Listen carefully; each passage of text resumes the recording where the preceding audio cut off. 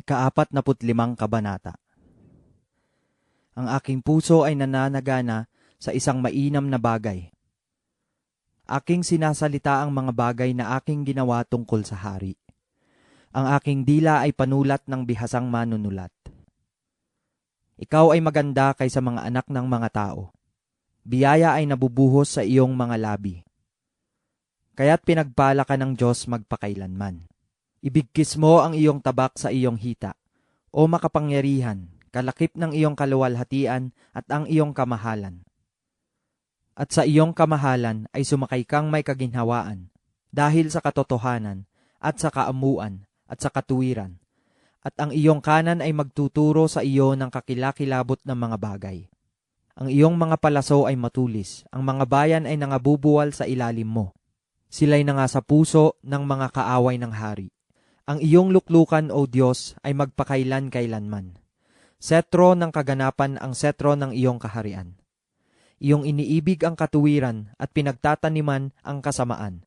Kaya't ang Diyos, ang iyong Diyos, ay nagpahid sa iyo ng langis ng kasayahan na higit kaysa iyong mga kasama. Ang lahat ng iyong mga damit ay amoy mira, at alo, at kasya.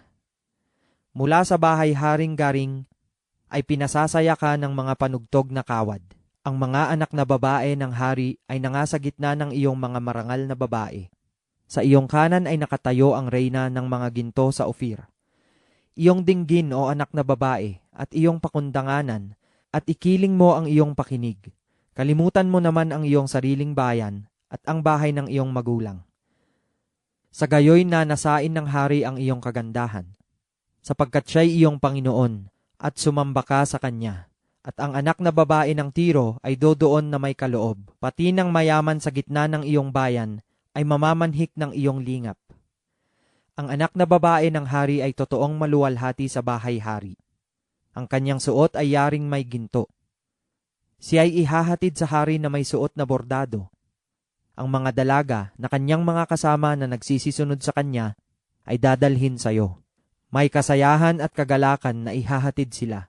Sila'y magsisipasok sa bahay-hari. Sa halip ng iyong mga magulang ay ang iyong mga anak, na siya mong gagawing mga pangulo sa buong lupa. Aking ipaaalaala ang iyong pangalan sa lahat ng salit-saling lahi. Kaya't ang mga bayan ay magpapasalamat sa iyo magpakailan-kailanman.